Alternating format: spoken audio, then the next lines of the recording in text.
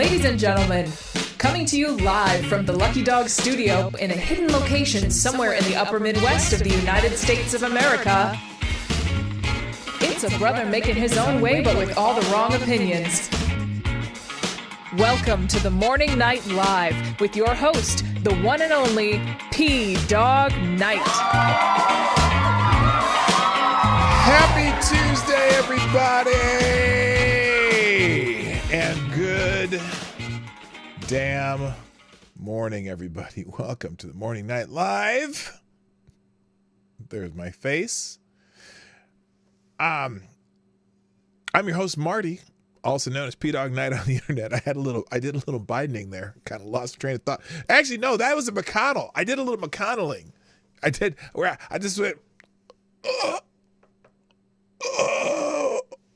and then I didn't talk like this, but I don't know. So I really, I'm just going to finish my sentence now. Anyway, good morning. How you doing? Happy Tuesday. It's the 14th of May, 2024. A little bit of a light crowd today so far. What the hell is going on? Did the notifications not go out? God dang. What's happening here? I don't understand. It's just not a good thing. Anyway, hope you're having a good morning. I am. Even though I'm still late so my work ends a little later, and sometimes I have time to get all this stuff put together, and sometimes I don't. And I don't always know what I'm going to talk about, and so Monkey is streaming. What the hell's he doing streaming? Doesn't he know that I stream right now? Son of a gun, he breaking records. Nah, Monkey's my dude, man. That's okay. Let's see what Monkey's talking about. Let's go look at his channel for a second. Hold up. Hey, let's go see what Monkey's talking about. Hold up. Hey, he better send his entire crowd my way. Hold up. What time did he start? Oh my God. What the hell? That's a Photoshop booty. I'm like, that's a lot of, oh yeah, it's on one of the videos over here has a Photoshop booty. Let's find out what Monkey's talking about here.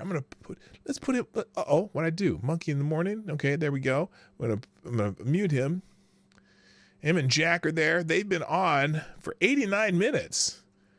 Okay, let's see what should we see what they're talking about? Let's see what Monkey's talking about. Let's see what they're talking about. I guarantee you, they're talking about something silly. And if all those fuckers don't come over here after Monkey's done, I'm gonna be pissed. All right, let's see what he's talking about here. Teaching that it's okay to be gay. Oh, well, there you go. That's all we need to know. Monkey says it's okay to be gay. Gay? That's all I heard. It's okay to be gay. Wait, let's see. But why is this something that you're teaching kids? Oh, good question. There's a bunch of filthy fucking pedophiles. Because they're pedophiles. The only thing I can think of. Yes, yes. Because they see little kids and yes. Go, yes. Save those kids for ourselves. Stream. And people get mad when you bring this up. How dare you use the term groomer? Because it fits. Because you say things like pleasure-based sex ed. Just because. That's why we think you're pedophiles. Because you say pedophilic things. You try to dress it up. Just as you said. The LGBTQ community is obsessed quote, about children. It's for the record. Okay, most gay people are just, gay people. Gay. It is the advocates, the ones that get the microphones. Perfect timing. They're fucking pedophiles. Perfect. How many of them get busted with child porn? What? Wait, he's talking about child. No, don't say that on my chat. I'm muting you. I'm muting him right now. Good God. Good Lord. Okay, let's get on back on my own stream here. So anyway, okay, back to my own show. There we go. Okay. Anyway, turn that off. Let's get our own show going here. I'm gonna leave Monkey's channel up there though if you want to watch him later, because that's what we do around here. We share audiences, and sometimes it just makes the thing go a little bit weird. But let's get into this show, because I got less time than I normally would, even though I'm always this late. But I always go late, and so, you know. So I told you that was a mistake. No, it wasn't a mistake. It was okay. It was okay. He started 90 minutes ago. Okay, and he usually only goes 2 hours. So the only thing I ask is that he send everybody over here. Then the world will be right. I think Marty just admitted to swinging. Did I? I don't recall that. What the hell are you talking about? All right, let's say hi to everybody. Get this shit going, because I'm just rambling on. Oh, you know, why do I always forget to do this? I should do this before I leave every day, because that is incorrect. Let me fix this. Good God. See, this is why you should be watching Monkey, at least for the first 5 minutes of my show, because it's just okay. Stream labs donation. Cool. There we go. And it's always 60. There. And then it's 05152224. There we go. All right, we're good. All right, life is good. Let's say hi to everybody. First in chat over in Rome, Mr. Avocados Diablo gets the bell.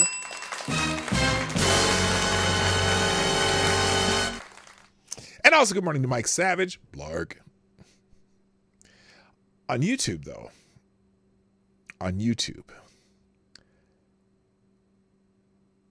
It's not Avocados Diablo who gets the bell, but instead it is Kara Soldier. Congratulations, you got the bell and a horn. Holy shit. Wow. And also good morning Avocados Diablo, of course, and Mike Savage, Blarg. Also good morning Simon Wolfwood, Grilled Pirate Pete, Patty O Furniture, Random Americans in the House, Somnambule Nation, Those Ain't Real Dude, Tyler F, Tales of Gore. What up, Gore, man? Where you been? Nice to see you here. Nice to see you. Some of us are here for the Boomer Tick. Well, that's Somnambule Nation. Anyway, no, you're not late. Well, late and gay. I don't know. Monkeys. That was perfect timing. And also Green Badger Outdoors in the house. So we got a few people. What did he just say? No, I said Grillin' Pirate Pete. I said Grillin' Pirate Pete. Grillin', as in grilling some smoking some ribs on the Barbie. You know what I mean? Man. Okay. So we got a lot to talk about today. Let's get it up on just to the latest news of the morning. Things we got to talk about. By the way, real quick, thank you to the people who are sharing the show this morning. Please share the show. Oh, hit the like button too. While you're thinking about it, hit the damn like button. Share the show, okay? Twitter, X, whatever you call it. And nowadays, unacceptable views. Good morning. You can put it on Facebook or I don't know, Reddit, wherever you post crap that's for other people to see. Instagram, put it on the gram. I'm on Instagram 3 different ways. I got the P-Dog Night Instagram for the show, and then I have the Marty's Got Jokes channel, which is just mostly dad jokes, and then I got Marty's Big Journey, which is kind of travel and other stuff that I do. Like right now, I've been putting a lot of the furniture that I redo. I get furniture off of like Craigslist and Facebook Marketplace. And I get it for free, and then I fix it or redo it and make it look nice, and then I sell it. And it's it's a hobby, and I'm getting better at refinishing furniture. So that's what I do on the side. This is a little side gig, which basically my whole life is side gigs, because I have basically, you know, I work at UPS, and I have. Hey, Monkey, are you done? What are you doing? Oh, oh, I see. You're just in my chat. I bet you're still going over there, aren't you? Yes, you are. Okay. Well, hello, Monk. He can't hear me because he's on his own show. I expect a raid.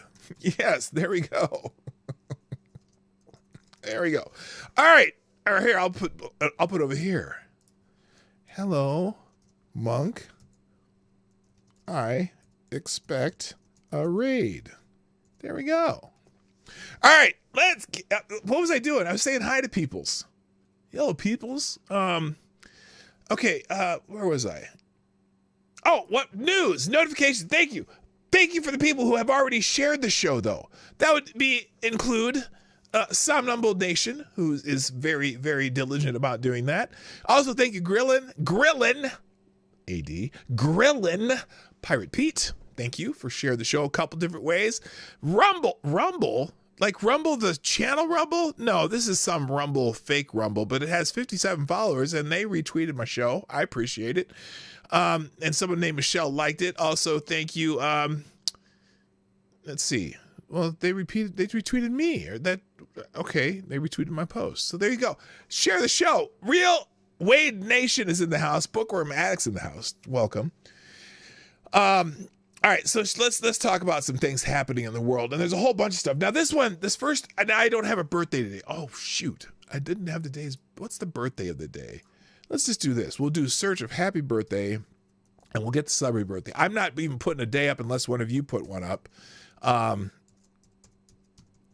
Happy birthday. Usually you can find it that way. Let's see if anyone notable's having a birthday today. Yeah, I don't know. Okay, I don't know the little Korean pop star at all. I don't know who this Aaron is who plays for some team that says sponsored by Emirates. I don't know who that is. Wait a minute. Could it be? Why is I'm having a little trouble here. Okay, here's the birthday of the day. Here's the birthday of the day. We're going to do this. This is it. This is the one. This is a great one. Now, if you're an 80s kid at all, or even have a scintilla of 80s in you, what the hell happened here? Wait, what the hell happened? Oh, no, that's not what I wanted. It's not what I wanted. Gosh darn it. See, y'all making fun of me for Boomer Tech, and then I go do some Boomer Tech. Oh, right, George Lucas. Well, George Lucas's birthday was yesterday. George Lucas turned 80 years old. And then, but the birthday today, if you're an 80s kid, you probably know who David Byrne is. David Byrne, the lead singer of the Talking Heads.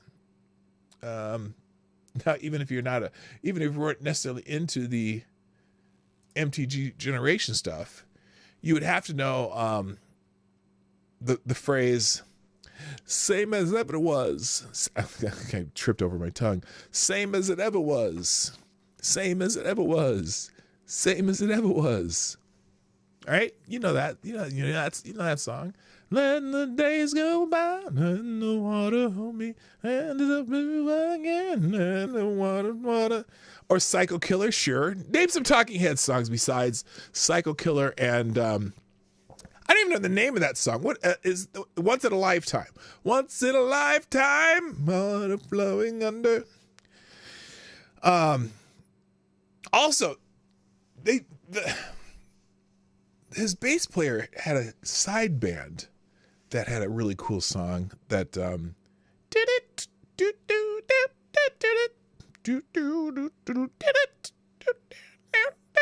that song. And that was a good song. Yeah. So anyway, happy birthday. David Byrne is 72 years old. I didn't realize I was that close to age as David Byrne. George Lucas, I'm not surprising. Yeah, Tina Weymouth. She was a great bass player too. So anyway, there you go. All right. PM Dawn did an outstanding cover of Once in a Lifetime. Tom Club. Yeah, that's right. That was what the band was called. All right. So anyway, happy birthday, David Byrne. Let's see. Things that are happening. Now, I've mentioned this, this is really pissing me off. This incident in New York, the state of New York. Talked to you about last week about Dexter Taylor. He's a software engineer, and he had a hobby of building guns from parts that he legally purchased, right? In New York, and the state of New York prosecuted him for having ghost guns in his possession. Now,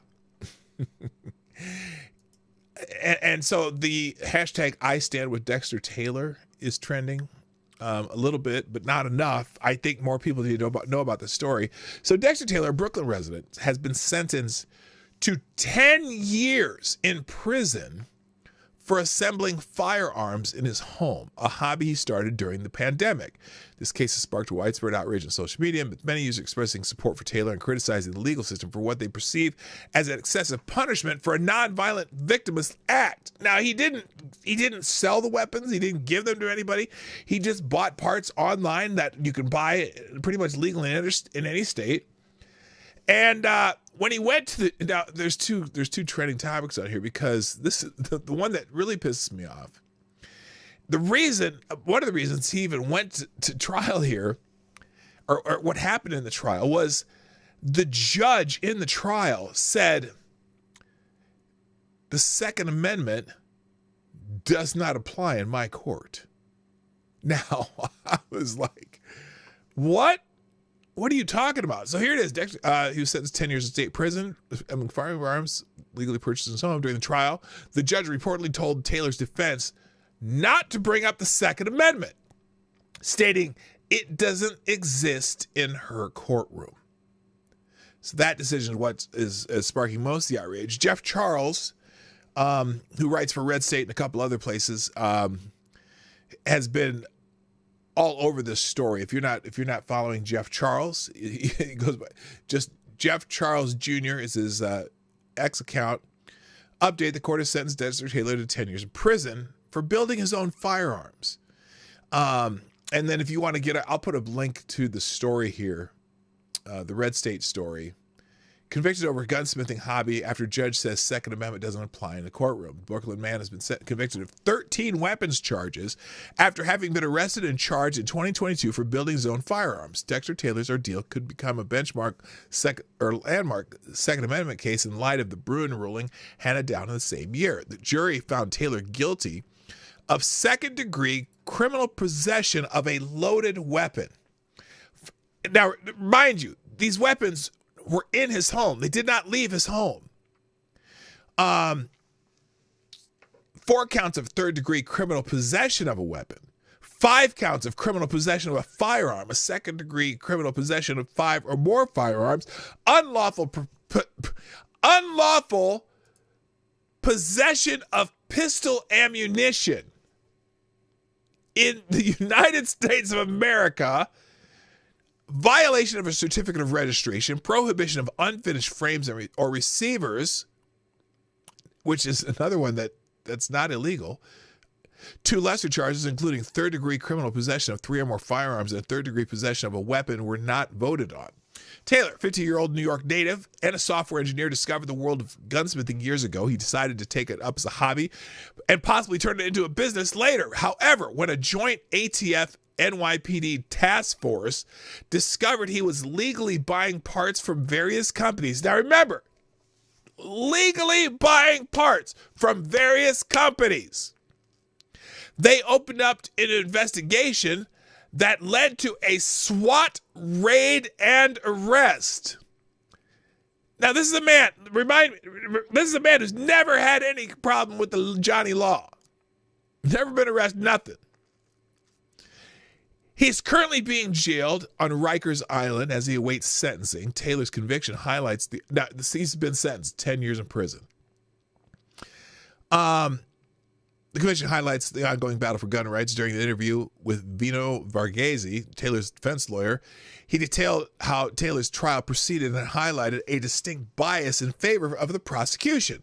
Varghese described how Taylor became fascinated with weapons science during the COVID-19 lockdowns, which inspired him to take up his gunsmithing hobby. He ended up building, I believe it was 8 pistols and 5 rifles or 6 rifles, AR-style rifles, and then 8 or 9 Glock pistols that he built.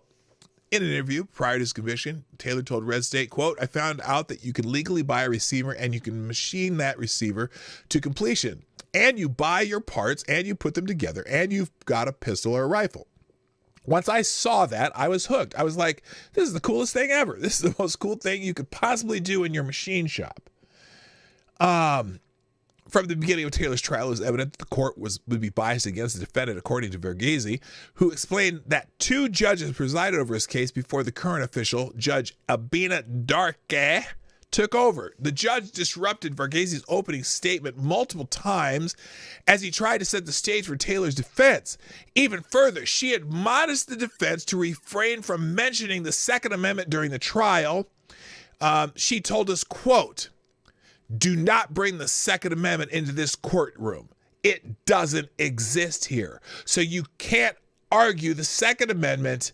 This is New York." Wow. Wow. Wow. Wow. So that's how the trial started. And so during the trial, the prosecution attempted to paint Taylor as a dangerous individual who was building dangerous firearms in his basement. In this vein, the prosecution objected to allowing Taylor's family in the courtroom to show support. She didn't allow his family in the courtroom, nor did they allow his upstairs neighbor, who knew about Taylor's hobby, to testify on his behalf. Verghese described the prosecutor's opening statement. He opens up and he says that Mr. Taylor had a parade of horror. He was building this horrible place when they saw this horror that he was making under the noses of his neighbors, because all those guns intended to hit their targets, basically implying that he was going to do some harm with these things. But then they didn't let the neighbor testify. When Verghese countered this narrative during his opening statement, the judge interrupted him again, quote, "There's no crime here. There's no allegation of violence," Verghese recounted, saying, "I got up and said, you're going to learn what Dexter is, who he is. You're going to learn that he never fired these guns." The judge interrupted him again and asked the lawyers to come to her chambers for a second time. Verghese explained that he believed the only chance of having the case go to his client's favor was through jury nullification, which occurs when members of a jury believe the defendant violated a law but decide against prosecuting them because they disagree with the law itself for other reasons. Judge Darke attempted to shut this argument down and led the jury to believe they would face consequences if they did not vote to convict Taylor. So she pushed for the guilty verdict. So anyway, you can read the rest of the story on your own, but it's just an insane, first of all, trial in the first place. The Second Amendment, every judge in America knows that the Second Amendment is from the United States Constitution, and that every state must follow the United States Constitution as well as their own state constitution. So her to say that the Second Amendment does not apply in this court, she's a lunatic. She is a freaking lunatic. So, and as you read through some of the comments along this thread, not a whole lot of people are well, I've yet to see people say, well, he should be in jail. What? 10 years in prison. So if you're a supporter of the Second Amendment living in New York, get out and get to New Hampshire, where ghost guns are welcome and encouraged, where people make their own guns all the time. Good morning, Lord Stanhope. Good morning, Blue-Eyed Scream. And I didn't see anybody else new anyway. So anyway, yeah, this is insane. All right. Also in the news, we'll move on here. Next story. In Israel, Gaza, whatever that conflict, the IDF has intensified their Gaza operations. The Israeli Defense Forces have intensified their operations in the Gaza Strip, targeting over 100 locations, including Rafah, Zaytun, and Jabalia. The operations involve the 401st Armored Brigade and the Gavanti Infantry Brigade engaging in combat with armed terrorists. So they're actually fighting people, not just blowing up shit. The IDF's actions have led to the displacement of nearly 450,000 Palestinians since May 6, according to the United Nations Relief and Works Agency. But of course, you know, any of those numbers that they're getting from the Palestinians are subject to change, as we learned yesterday. The military has used fighter jets, drones, and helicopters to strike targets across the region, including Hamas terrorists, rocket launchers, and tunnel shafts. The fighting continues as the IDF aims to eliminate terrorist threats in the area. So anyway, now there are people saying that here's Gaza. Now, a Gaza official says 75% of homes are destroyed. The Rafah invasion is catastrophic.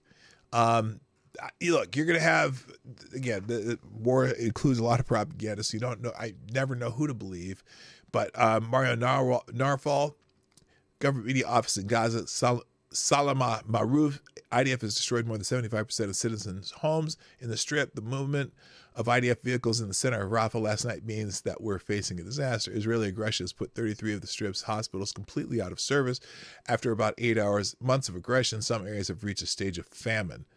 So, it's consequences of war suck. And so no one likes war. And no one likes it when someone commits an act of war and wars start. So if you're following that, there's the latest on that. Also the news, there we go. Now this is interesting. In the state of Washington, I don't know if you heard about this. In the state of Washington, there's a governor's race, right? And the Washington's attorney general, his name is Bob Ferguson, running, and he's the Democratic candidate for governor. Well, Bob, hello, Trippy Liberty. What's up, my brother? What's good? Good morning.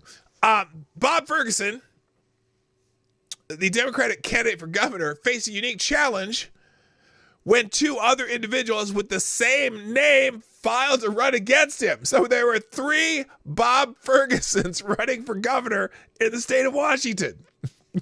Ferguson versus Ferguson versus Ferguson.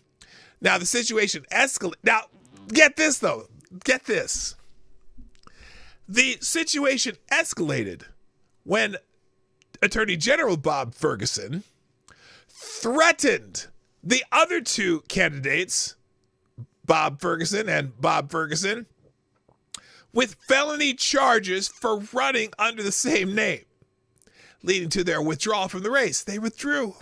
This move sparked debate and criticism over the legitimacy of the candidates and the tactics used. Anyway, so this Bob Ferguson is on X saying, "We defeated their dirty tricks. Both fraudulent candidates withdrew. You won't have to worry about which Bob Ferguson to vote for. This blatant attack on election integrity failed, and democracy wins."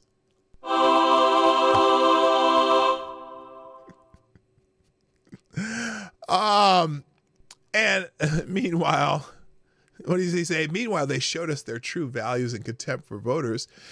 Anti-choice Republicans. Our Republican Dave Reichert will answer for his record, and Washingtonians shall decide in November. And someone says, "You're the one who, with the contempt for voters, you abuse your position to threaten average citizens that it won't go unnoticed or unpunished at the ballot box. Get your resume ready, Bob." So anyway, he threatened them out of the race, and here's another one. Washington's democracy has been assaulted by right-wing conservatives who paid the filing fee for 2 other Bob Fergusons to run for governor. But my Republican opponent, Dave Reichert, lacks the political courage to condemn this assault. Wait a minute. That's some violent language there, Bob. That's some violent language you're using there. When crimes benefit Dave Reichert, he is silent. Let's listen to Bob here. Here, Bob, tell us what you're thinking here, Bob. And at some point, some of the team Bob Ferguson. Yeah, they should have had a 4th Bob Ferguson. Then you could call it Bob Ferguson. Here's Bob Ferguson bitching and moaning about whatever the hell he's bitching and moaning about. And at some point, some of the team asked, "What do you think Dave Reichert's going to say about this?" What the fuck do you want him to say? I know what he should say. He should say, "Hi, Bob. Hi, Bob. Hey, Bob. How you doing?" This is weird. This is like the extra big special Spider-Man thing. Anyway. I have no doubt that Dave Reichert will issue a statement in a matter of hours denouncing this. No, denouncing what? About that. This is so beyond the pale, so unacceptable. No, such a violation of election integrity. You know what? This is the time I need that sad violin song. But the bare minimum is to issue a statement saying this is wrong and telling these 2 individuals to withdraw. Look, It's now been 3 days. He has not uttered a word about this. A man who seems to care about enforcing the law. Okay, never mind. Shut up, Bob. So anyway, 3 Bobs for 1. Okay. So anyway, that's happening in Washington. That's kind of funny, actually. Update on the wreckage in Maryland of where the ship ran into the Francis Scott Key Bridge. Here is the latest on that. Controlled blasts freeze the Dolly from the Key Bridge ruins, as in the name of the bridge is the Francis Scott Key Bridge. On May 14, 2024, which was this morning, a controlled demolition was executed to dismantle the remaining span of the collapsed Francis Scott Key Bridge in Baltimore, which had collapsed on March 26th after a collision with the Dolly container ship. Well, no. Not after a collision with, because that would assume the bridge was colliding with the Dolly. No, the Dolly collided with the bridge. That's some bad sentence structure there. Could confuse some people who think why'd the bridge collide with the Dolly? It's the other way around. So anyway, because the bridge is stationary. Well, in theory, it's stationary. Anyway, the demolition involved precision cutting and the use of explosives to break down the largest remaining span of the bridge, aiming to free the stranded Dolly cargo ship. This operation is a part of a larger effort to clear the maritime channel and resume normal traffic through Baltimore's busy port. The removal of the bridge wreckage is scheduled to allow the Dolly to be refloated during high tide on Tuesday. So it kind of ran up on something there. Yeah, I'm saying the bridge did not collide with the ship. That's what I said. See? Are Bob and Neil your names or what you do? No, is it Neil and Bob? See, now you got that backwards, just like the bridge here. Anyway, I just saw that in the chat. I don't know why I even said that out loud. Okay, so they've freed the ship from the bridge, and now the ship can go back on its merry way. I hope there wasn't any food in that cargo because it's probably spoiled by now. All right, so there you go. That's new news on that. Moving on. Also in the news, California. California is considering raising their gas tax. Why isn't this going? Why is Streamlabs work? There you go. California's looking at raising their gas tax by 50 cents. Now, doesn't California already have the highest gas tax in the nation? Good morning, Snooch. I don't know who you are, Snooch, but I'm sure glad you're here. Welcome to the show. Welcome to the Morning Night Live. California is proposing a 50-cent increase in their gas tax. And it has sparked a significant debate online, with some users labeling it a secret tax hike. The state's high gas prices, unemployment rate, and budget deficit have been highlighted, leading to frustrations and concerns among residents. Some have called for the recall of Governor Gavin Newsom. Wait, you can't recall Gavin Newsom? He has to be the presidential candidate when Joseph Rahim Biden drops out. Although now if they did recall Gavin Newsom and they got rid of him, then he'd have more time to run for president when Joseph Rahim Biden runs out. Anyway, why does Gavin Newsom sway back and forth like a 47-year-old overly gelled psychopath megalomaniac with a gigantic cocaine habit? I don't know. So anyway, here it is. Is this them talking about the gas tax? Here, let's see what Gavin Newsom's talking about here in this really weirdly uncentered clip that they put on here. What's going on here? Let's see. Does he ever come back on screen? There he goes. Beyond the reserve funds that already exist, why could you not change those to just be setting aside more money into the existing reserve accounts? So as the governor stated earlier, see, there's a guy here in front talking. Why is this? Someone did a bad job here. I'm not. It's this guy in the middle's talking, but you can't even see him because the way they shadowed this. Oh, I see. He was highlighting the fact that Gavin Newsom rocks back and forth like he has a cocaine habit. Okay, I get you. Anyway, thanks to Newsom cutting profits in California. Okay. Thanks to Newsom cutting the profits of California refineries, California drivers will pay more for gas. Oh, I see it's not a gas tax hike. okay, let me read this because I'm not sure what this is about now. Thanks to Newsom cutting the profits of California refineries, California drivers will pay more for gas. To make matters worse, Arizona and Nevada, which gets gas and oil from California, will also see an increase in the price of gas. Newsom is working hard to make more people poor and force folks to move to the South and Texas. As the California Energy Commission considers adopting... Oh, here it is. So here's what they're going to do. The California Energy Commission is considering adopting a rule to put profit caps on the state's remaining 9 refineries, the only ones producing the state's special gas formulation. Arizona and Nevada, which use California gas, could face higher prices. A potential maximum refinery margin and penalty may actually increase retail prices for California, Nevada, and Arizona consumers alike. It may cause California refiners to close prematurely, said Arizona State Representative Justin Wilmoth, a Republican from Phoenix, to the California Senate committee hearing overseeing the CEC's adoption of a refinery profit cap. Yeah, see, when you... it's weird how price caps always cause things to cost more. Isn't that crazy? Are they trying to push more people out of California? Well, they're doing their damnedest. It's already a pretty decent flow leaving the state. Gavin does everything he can to force gas prices up in California, and now his destruction of the economy will spill over into other states. We have been warning the nation. Yeah, look, here's a good rule of thumb for all the other states in the union. Don't be California. My state's trying. Minnesota is trying to become California.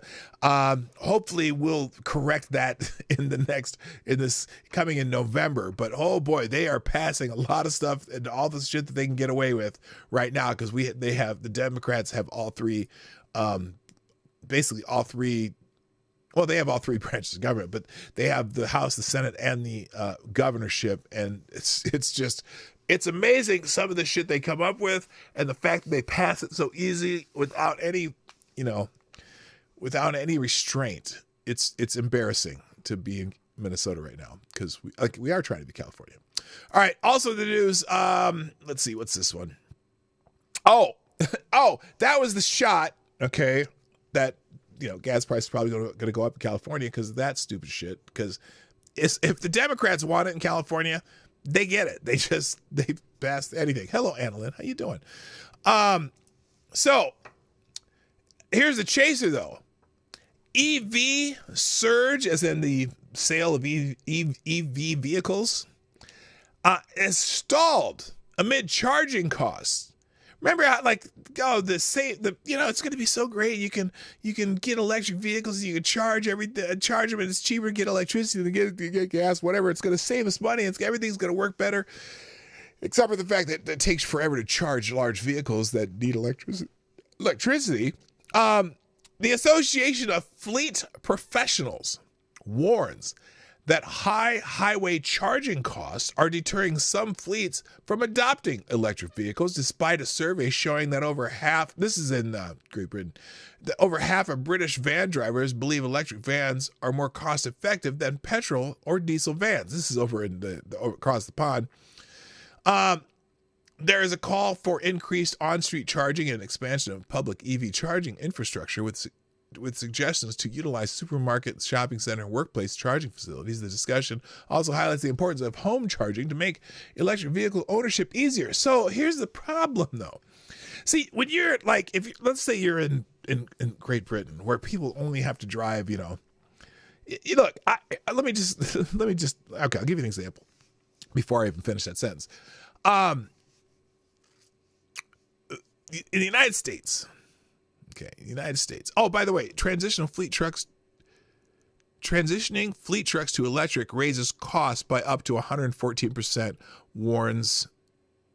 a report warns. So here's a report in Zero Hedge about this. Today, come on, screen. Let's go, screen. Come on. There you go. transitioning conventional truck fleets to electric vehicles pushes up the annual operational costs, which subsequently increases economic inflation, according to a recent report from transportation and logistics firm Ryder, the truck company. Florida-based Ryder analyzed the potential costs of transportation if internal combustion engine trucks are converted to EVs. There is a 5% cost increase for light-duty EVs and a 94 to 114% increase for heavy trucks. Whoa, that's a lot. That's like doubling your cost. I thought it was like 114% of the current, but no, it's 114% increase. The May 8th report states, for a fleet of 25 mixed vehicles, light, medium, and heavy-duty trucks, costs surged by 56 to 67%. As transportation costs have a direct bearing on the price of goods sold in markets across the country, Ryder estimates such increases to eventually add about 0.5 to 1% to the overall price inflation on the economy. Wow, that sucks. That's not good. So anyway, you can read the rest of that story on your own, because I put all these links in the chat and the description on both Rumble and YouTube at the end of the show. So you'll get links to everything I did here. Also in the news, the DOJ is now going to target election threats and AI abuses. Oh, thank God. Thank God the DOJ is going to target election threats. Now, listen to Merrick Garland. Now, I stopped paying attention to Charlie Kirk because he's been kind of a dick lately, but he's 100% correct when he writes this on X, the app formerly known as Twitter. Attorney General Merrick Garland, flanked by Deputy AG Lisa Monaco and FBI Director Chris Wray, gives an update on how the Election Threats Task Force has, quote, accelerated its work. Last week, Secretary Mayorkas, should have been thrown out of office, DHS whatever director, announced that DHS is working with the FBI and ramping up, quote, with intensity, end quote, to respond to, quote, election threats, end quote, including, quote, far-right extremist activity. And to combat disinformation. Now, you know, when they say disinformation, you know that's just the shit that they don't agree with, right? They don't give a shit about disinformation. They constantly peddle disinformation on purpose. And yet they're going to fight disinformation. They're going to fight far-right extremist activities. Oh boy. I don't know, man. I don't know. Attorney General Garland remarks at the Justice Department that election threats task force, if you threaten to harm or kill an election worker, volunteer, or official, the Justice Department will find you and we will hold you accountable. Well, and then he threw off a list of like 5 people they've arrested and who made social media threats, and they've arrested and put them in jail, whatever. Is there really, is there an epidemic of people threatening election officials? Maybe there is, I don't know, but holy shit. This is what they're worried about right now. Are they also going to watch people? Are they going to watch ballot drop boxes to see if the election has integrity or not? Are they going to?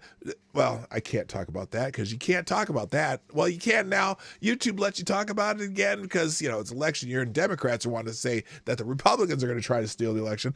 But as long as that's going that way, they don't really. Then they were like, oh, we'll let them say whatever the fuck they want. But don't you dare question the 2020 or 2016 or any other election that we think we should be. Well, especially don't question the election of Joe Biden because that's the one that they really, really get upset about. So anyway, so there is now a election threats task force at the DOJ, and Chris Wray's sitting right there, so certainly the FBI is involved. Yay! And finally, let's get into the Trump stuff because that's what we're here for. That's the main topic of the day. So, as you know, Michael Cohen is testifying, and he's testifying today too. And I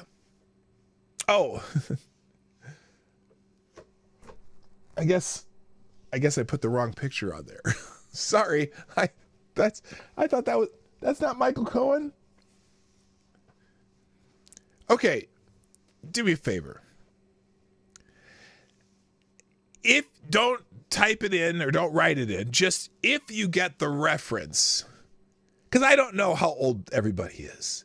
If you understand the reference that I'm making right here with that picture right over there, not me, but the other guy. If you understand the reference, just put a emoji in the chat. Any one single emoji, any kind. And don't say what it is, because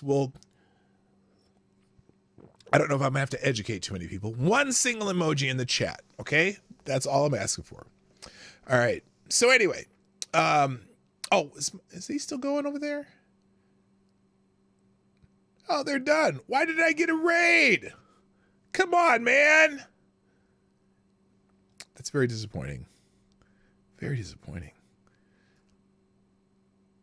Oh, maybe they did. So anyway, all right. So Michael Cohen, the the guy who calls himself the Fixer, is testifying yesterday and today. And here's the latest on that. So, here's the day. Let me just go down this list of things I have in order here. Today, apparently, Speaker Johnson backs Trump amid Cohen testimony. So House Speaker Mike Johnson is set to appear at the Manhattan courthouse in support of former President Donald Trump during the ongoing New York criminal trial. This comes as Trump's former lawyer, Michael Cohen, continues his testimony, revealing that Trump approved hush money payments to Stormy Daniels. Okay, this is a Grok summary. So Grok summaries go by whatever people are tweeting. So anyway, Mike Johnson's there with him today, and I think there's a couple other people. There was a bunch of stuff. So, the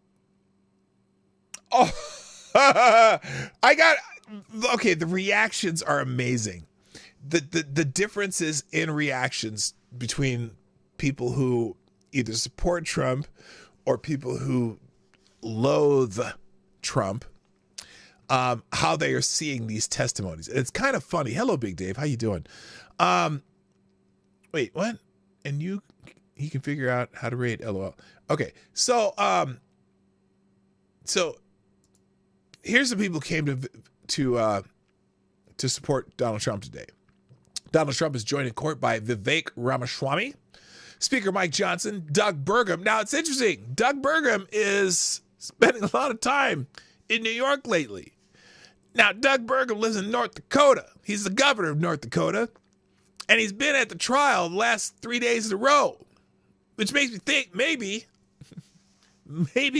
he's that sleeper choice for vice president candidate. And Doug has a cool, calm demeanor, kind of like Mike Pence, but he's not necessarily quite as weird as Mike Pence. Plus, Doug's background is business also. Doug created this $1 billion software company that they sold to Microsoft. He and his cousins built this company and did very well for himself. And he's the governor of North Dakota now. And but the idea that he's been at the trial for the last few days makes me wonder if he's interviewing or what. Who knows what's going on? But anyway, so he's joined by Mike Johnson, Doug Burgum, Byron Donalds, Corey Mills, Eric Trump, and Laura Trump. Yesterday, J.D. Vance was there, Tommy Tuberville, whatever. And so that's interesting. But here we go. Where's the Breitbart article? Come on. I'm having computer problems if you're new here. So anyway, Donald Trump starts the fourth week of the trial saying I should be campaigning. Election. This is election interference. Former President Donald Trump decried election interference as he arrived at a Manhattan courthouse Monday to begin the fourth week of his criminal trial. This is from yesterday. The numerous indictments against Trump are meant to politically sabotage his re-election campaign, Trump believes, buoyed by reports of multiple meetings between the Biden administration and Trump prosecutors. I should be out campaigning now instead of sitting in a very cold courthouse all day long, Trump told reporters outside the courtroom. This is a Biden prosecution. It's election interference at the level that nobody in this country has ever seen before. This all comes from the White House, Trump said. Now, the establishment media recently acknowledged that opponents waging lawfare against Trump are failing to prevent him from completing the greatest political comeback in history. What first appeared to be a wall of legal obstacles preventing Trump from mounting the greatest comeback in political... Wait, what? That's the same thing. They said it twice. Why did they say that twice? Mounting the greatest comeback in political history now appears to be little more than a series of speed bumps, political senior and legal affairs reporter Josh Gerstein recently wrote.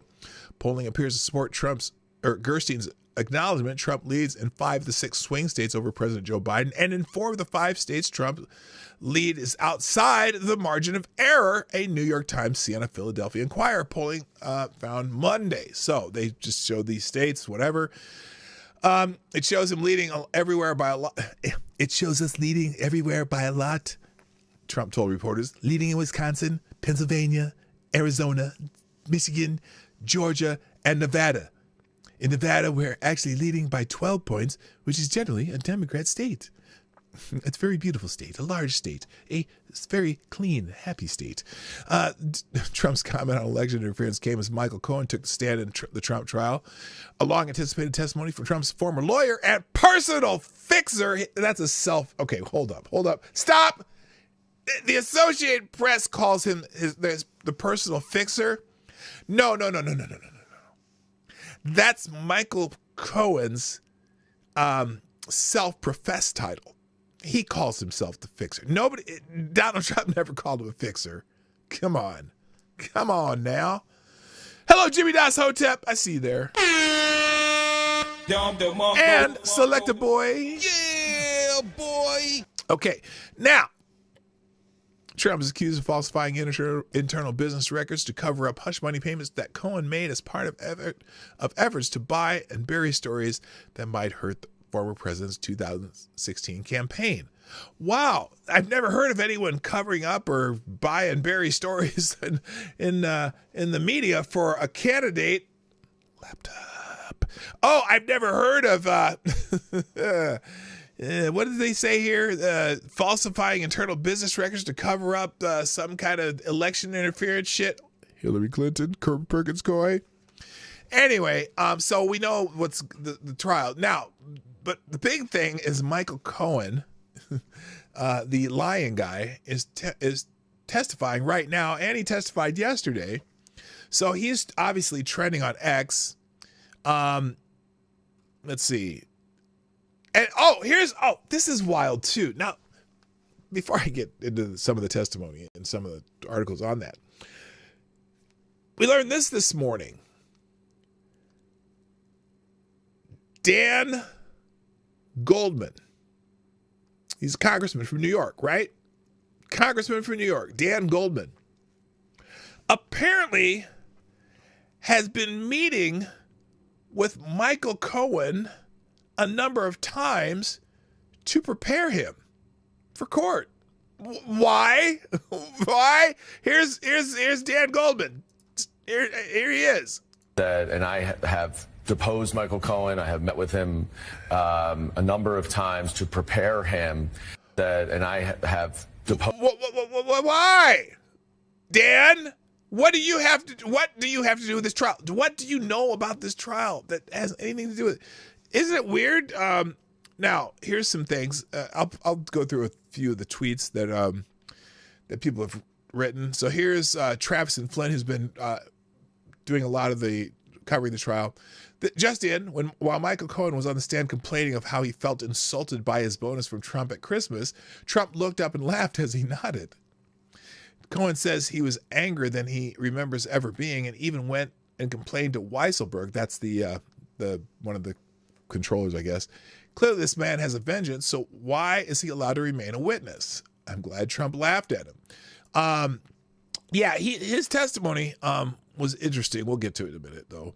Pathological liar Michael Cohen admitted to his crimes he was sentenced for, including Trump never asked him to pay off Stormy Daniels, but the media's radio silent. So let's see here. What's this say? Sarah Rose put this up. Official statement of Stormy Daniels, January 30th, 2018. To whom may concern, over the past weeks, I've been asked countless times to comment on reports of an alleged sexual relationship I had with Donald Trump many years ago.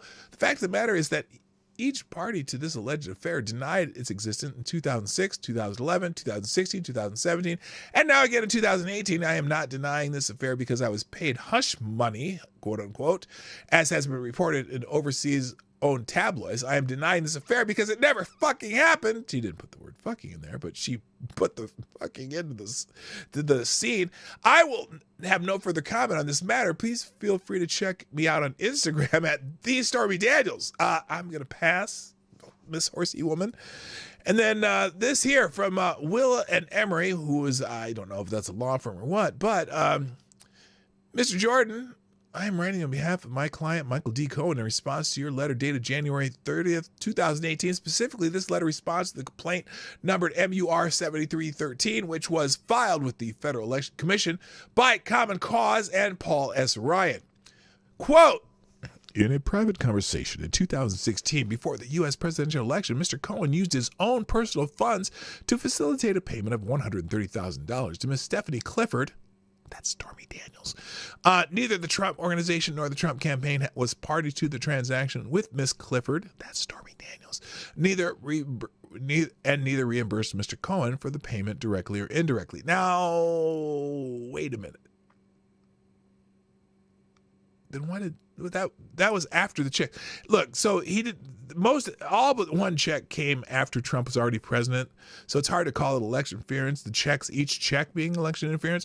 But contrary to allegations of this complaint, which are entirely speculative, neither Mr. Cohen nor Essential Consultants LLC made any in-kind contributions to Donald J. Trump for President, Inc., or any other presidential campaign. Okay, that's just saying that it wasn't campaign contributions. Let's get into the article, though, because I want to make sure I get this all in. So Mr. Fix-It, this is the New York Post rendering of what happened in the courtroom. Mr. Fix-It, Michael Cohen, bombs on the stand, offers no new evidence to convict Trump. This is by Jonathan Turley, the Democrat attorney who always ends up somehow defending Republicans. I don't know. Michael Cohen. Oh, and this is funny too. Michael Cohen apparently wants a reality show. He's trying to negotiate getting a reality show called The Fixer. Anyway, but if his testimony money is any indication, reality is about to sink in for not just Cohen, but the prosecution and the court. In stoking interest in his own appearance, the former Donald Trump counsel promised the public that they should be, quote, prepared to be surprised. Yeah.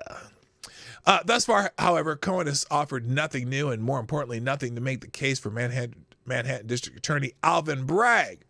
Just before he took the stand, the New York Post revealed that Cohen has been peddling a reality show called The Fixer, including working on with Colin Whalen, who helped create Joe Exotic, Tiger's Lies and Cover-Up. Whalen appears interested in staying within that genre. You know what? He's going to get a show. It's going to be somewhere. I don't know. It might be on like... Does E! Entertainment still exist? I don't know. The Cohen pitch came with a cheesy promo video in which he promised viewers, I am your fixer.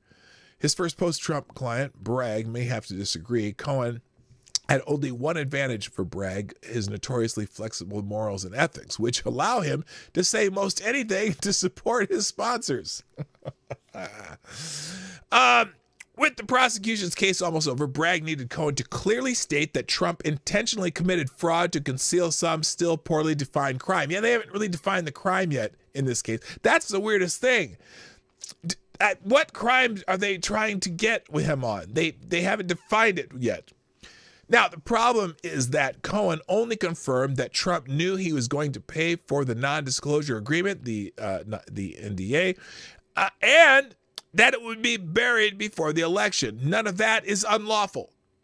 On his reality show promo, Cohen tells viewers that he is there to fix their problems because, quote, the little guy doesn't usually have access to people with, oh, I should do it his voice.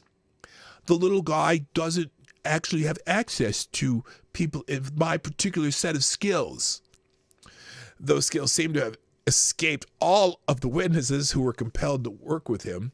Witnesses detailed how Cohen was ridiculed as someone prone to exaggeration and unprofessional. Former Trump associate Hope Hicks said Cohen was constantly trying to insinuate himself in the campaign. That's weird. And that this is a quote, he used to call himself Mr. Fix-It, but it was only because he first broke it. So when you break it, you have to be Mr. Fix-It. Cohen only succeeded in confirming that he put together this payment and advised Trump to go forward with it. He assured that it would effectively kill the story before the election. None of that is illegal. The so-called fix-it man assured Trump that he fixed it and now wants Trump to go to jail for following that advice. That's basically what he's doing. In the course of that representation, Cohen also admitted to taping his client without his knowledge, a breathtaking breach of trust and confidentiality. Yeah, they played audio from what he was talking to Trump. Now, what's amazing about that is he was working for Donald Trump. And I think the Trump team probably objected based on attorney-client privilege, which if they did, the judge said, "Fuck you. There are no rules for you. You don't get rules. You don't get due process. Go fuck yourself." That's what the judge said. Anyway, this is the man who, according to Stormy Daniels' attorney Keith Davidson, expected to be Trump's attorney general.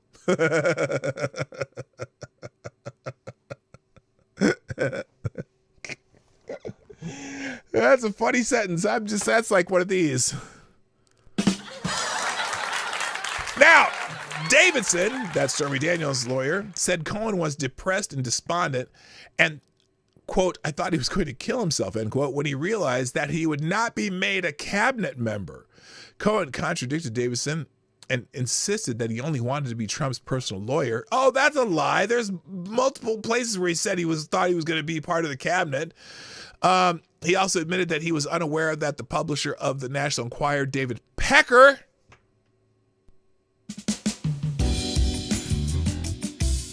had killed negative stories about Trump and other celebrities for decades. So if he wasn't just killing the negative stories for Trump because of the election, he'd been doing it for decades.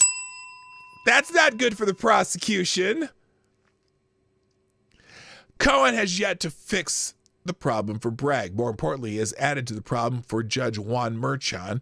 Many of us have ridiculed this case as devoid of any criminal act. Indeed, Merchan has allowed the prosecutors to proceed without clearly stating what crime was being concealed. Again, there's no crime. It's not even clear why paying one's lawyer a lump sum for his services and costs, including the NDA payment, was not a legal expense or how it was supposed to be entered on a business ledger. Absent sudden epiphany in his final testimony on Tuesday, Merchan said should rule in favor of a directed verdict, that is, throwing the case out before it goes to jury. If he instead sends this farcical case to the jury, it is Merchan, not Cohen, who may have a better claim on to a reality show as the ultimate fix-it man. So that's Jonathan Turley's take on it. Let's see. Let me just go through some of these. Turley lays out prosecutors could be using Michael Cohen to avoid swift feet. No.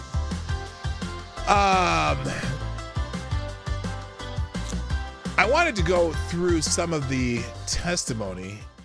Well, here's what I'm going to do, because there's a Twitter account called Inner City Press that does a really good job of laying out all of the testimony. And I'll leave that in the links today. Real quick, thank you, Avocados Diabli. You are the greatest.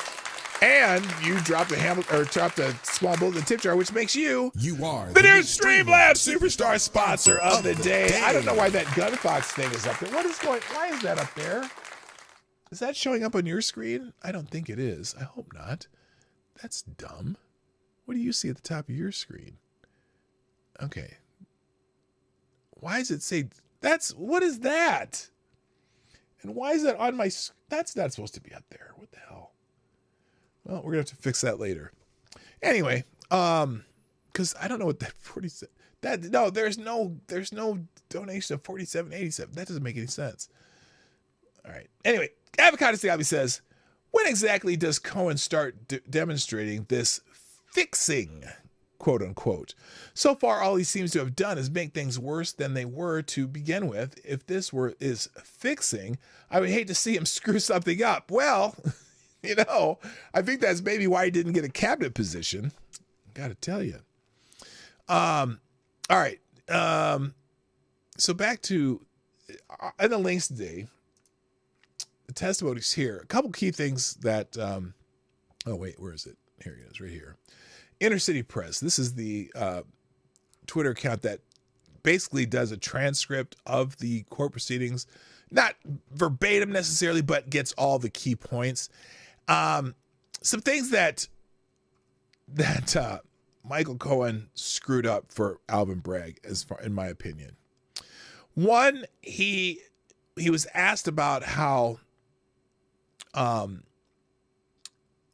Trump, why Trump was doing this. And a couple times in his testimony, he said that, well, he didn't want Melania to find out about this, whatever possible story it came up with the Stormy Daniels thing. And that is another reason why they say, oh, this is an election interference case. Although Bragg isn't telling you what the crime's supposed to be.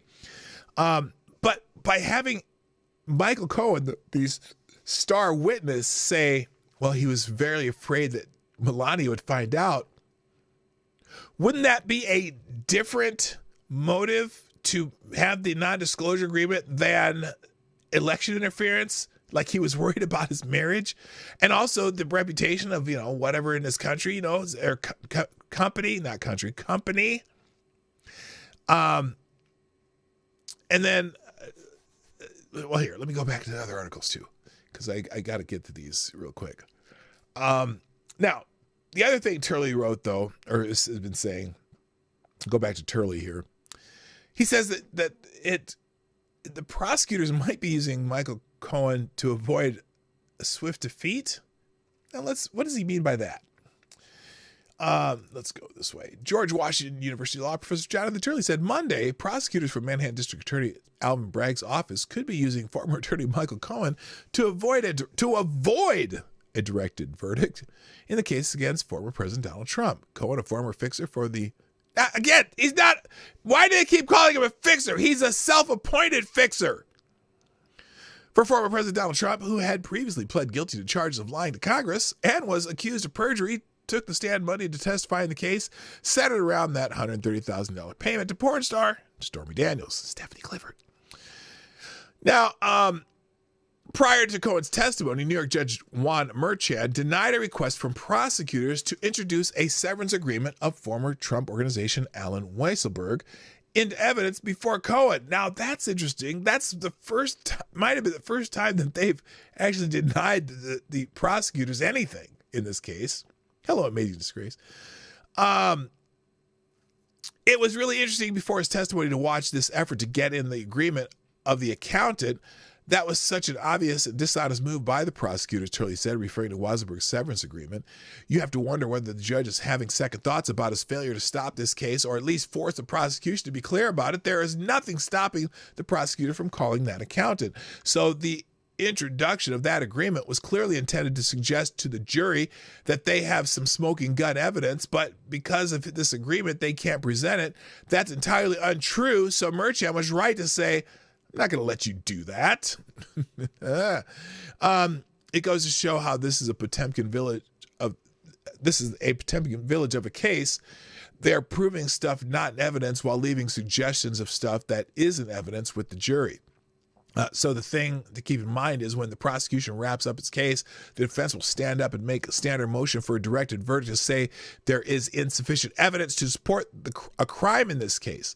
That's an extremely powerful argument, but because you have seen, we're still debating what the crime is. They don't know.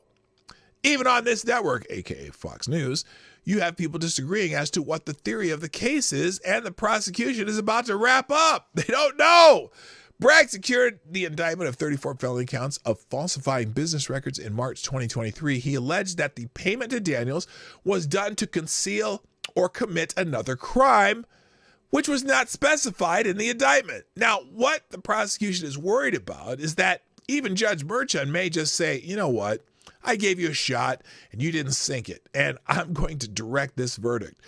I'm going to issue an acquittal, Turley said. But the way they are going to get around that is to just get Cohen to say this happened, that he intentionally wanted this to be a legal expense. But in this trial so far, all the witnesses, and particularly the comptroller, the guy who is put the stuff in the correct ledger or the incorrect ledger, I guess.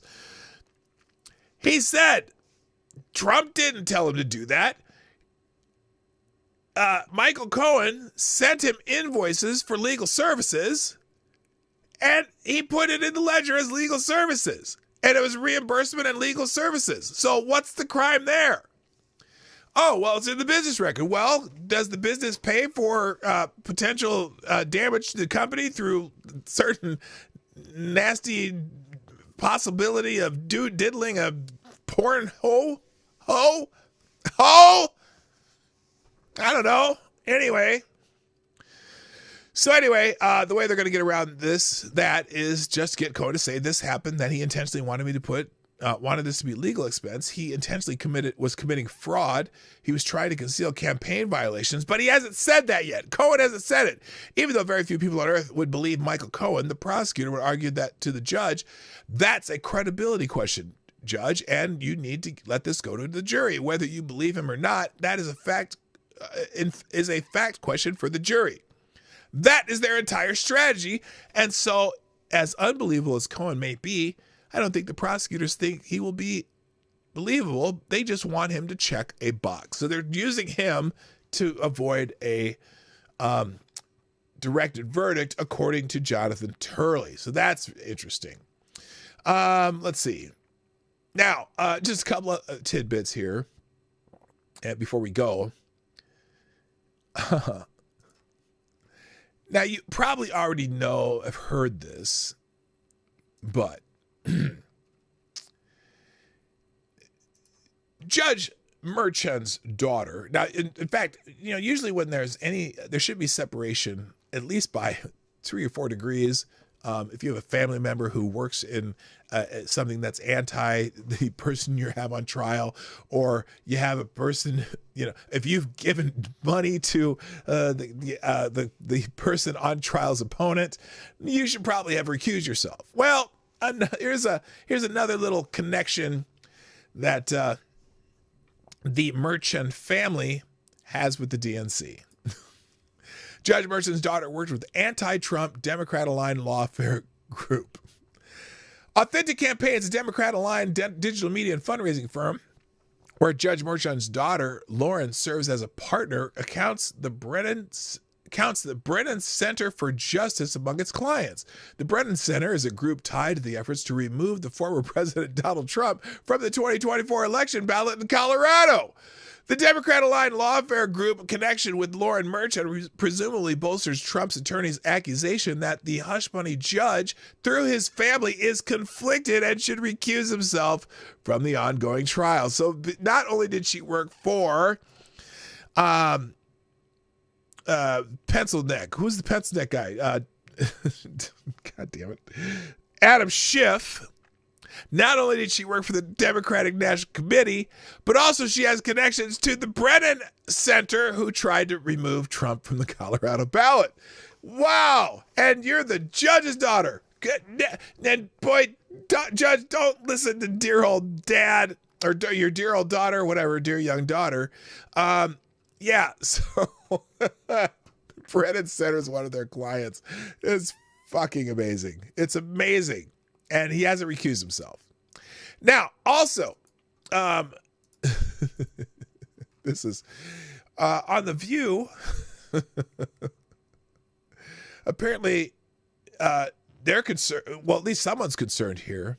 Here, let's just play the clip that says watch reality dawn on The View as they realize Bragg trial may actually help Trump. Here it is. I'm going to play the clip. I haven't even seen it. It's only, oh my God. I would say when you say the Biden campaign has to get more active, I actually blame the media slightly. We talked last week a lot about how I don't think people are able to watch this Trump trial 24/7. Like all the time. And what do you want to do? Shot, it's a picture of a door. It's all this stuff.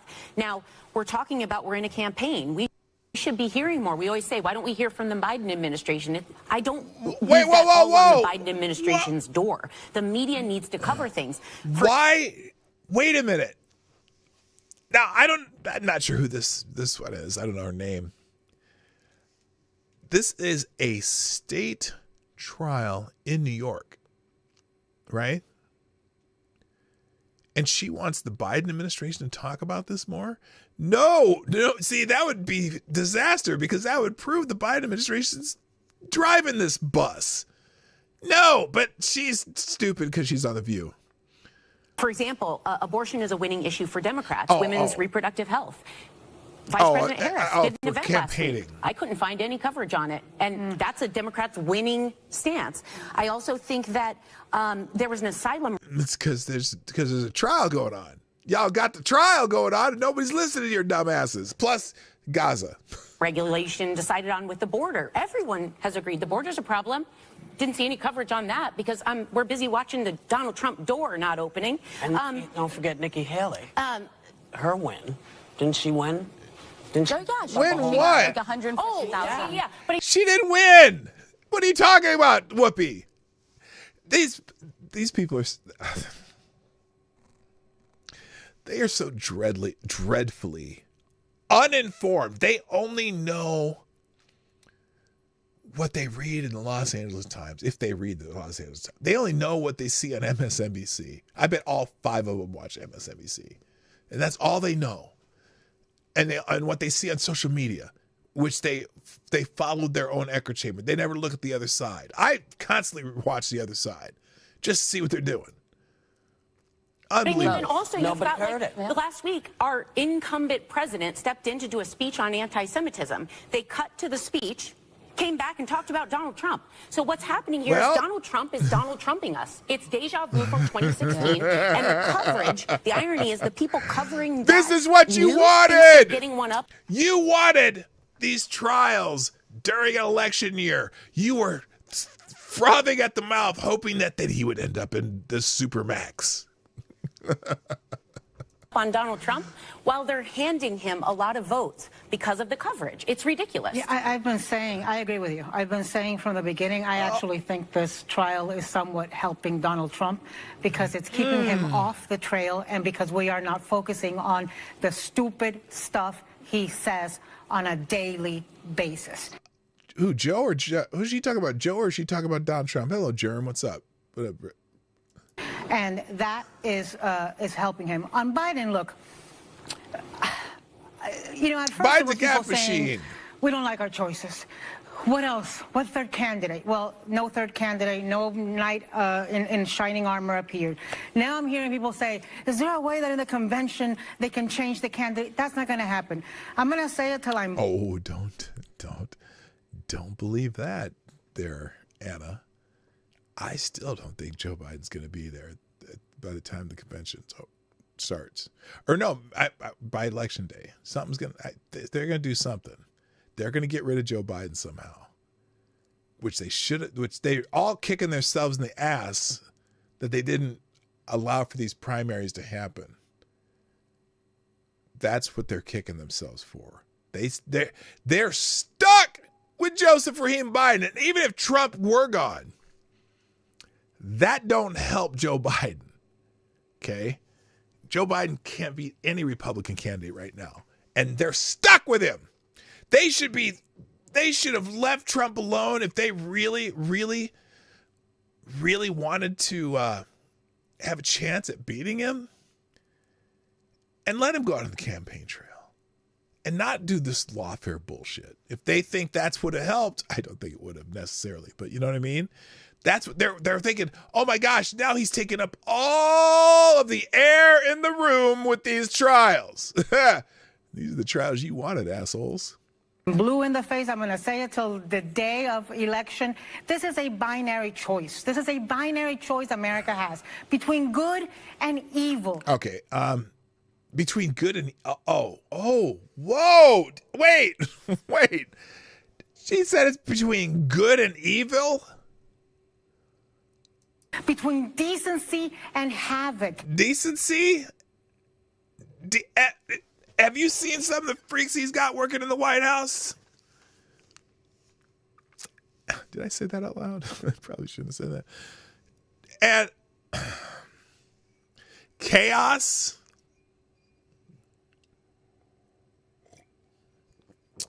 Afghanistan, college campuses, wars everywhere, billions and billions and billions and billions and billions and billions and billions spent on Ukraine, the border, chaos. What the fuck are you talking about, Anna? Between indicted in 88 counts and 88 bullshit counts. At least she revised the number when some of those counts were dropped. Not. I mean, you know, they're both old. If that's what's keeping you at night, you don't up at night. Joe acts old. All right, enough of Anna. Moving on. The only other things I was going to add was there's a good article in Federalist here. Paralegal testimony, Alvin Bragg's offer tampered with evidence. What? So Manhattan District Attorney Alvin Bragg, his paralegal testified on Friday that his office deleted from their evidence 3 pages of phone records between convicted liar Michael Cohen and Stormy Daniels. Lawyer Keith Davidson, without notifying her lawyer, without notifying former President Trump's legal team, according to reports. Trump attorney Emil Bove questioned paralegal Jaden Jarmel Schneider on Friday about 3 pages of 2018 phone records between Davidson and Cohen that Bragg's office had deleted, according to This is CNN. Additional phone records between Daniels and manager Gina Rodriguez, and then National Enquirer editor Dylan Howard regarding Daniels' claims about her alleged affair were also deleted, according to the Epoch Times. The altered call records were submitted into evidence, but Bragg's office did not tell Trump's team that 3 pages were missing. It's a shit show over there. Now, tampering with evidence is a Class E felony in the Empire State under New York consolidation laws. A person is guilty of tampering with physical evidence when believing that certain physical evidence is about to be produced or used in an official proceeding or in a prospective official proceeding, and intending to prevent such production or use, he suppresses it by any act of concealment, alteration, or destruction, or by employing force, intimidation, or deception against any person. So, Donald Trump Jr. says, how on earth is this not a felony committed by Bragg and his minions? It sure would be if Trump did it. I'd love if we had actual journalists that would report on this ongoing travesty. Sadly, proper journalism is dead. They're just scribes for the regime. True. So that could be a problem for Alvin Bragg's office. Would you think? So anyway, there's a bunch of articles and links today. And if you want to go through the actual testimony of Michael Cohen, it is here on the Inner City Press Twitter account, which I have in the links today. I would have gone through it, but if you want to go through these, Robert Gouveia, who's an attorney on YouTube and Rumble and locals, goes through this daily, and it's easier just to listen to it or listen to the replay at 1.5 times speed, because it gets a little tedious sometimes, although he reads it in a very entertaining way. So that's another person. I don't have a link to him today. Maybe I'll add that tomorrow. But I do have several other articles that'll be in the links today that have nothing to do with what we talked about. Updates on Israel, updates on just various topics, immigration or whatever. So if you want to check out the links, those will be in the chat at the end of the show during the outro. I'll try to get them during the outro. My computer doesn't process them fast enough, but they'll definitely be in the links in the description on both YouTube and Rumble. Also on Discord, I updated there, and they're already in locals. So if you follow on locals, you can watch the replay there. So that's it. I gotta go because I'm late again because I went over, but I started late, so it all works out. Thank you, our sponsor today, Avocados Diabli. You are the man. And thanks for everybody for joining us in the chat. People came over from Monkey Show. I don't even know how many people are here now. Did more people come by? Oh, yeah, we're back to 34. 34 people, but only 26 likes. So hit the like button if you haven't done so already. I got to go. My name is P Dog Night. And I'm out of here. Bye-bye. Links are coming. See you later. Bye-bye. Hey, this is P-Dog Night, and thank you for watching today on the P-Dog Night channel. If you have an observation or remark you'd like to make about this video or my channel, I absolutely welcome you to write it in the comment section down below. I really look forward to hearing from you.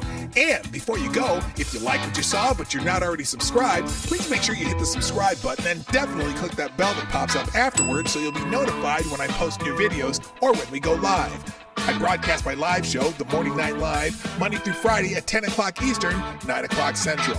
A special thank you to all the supporters of this channel who share our videos on social media and who make donations through Streamlabs, YouTube, Venmo, and Cash App, which are all linked in the description down below.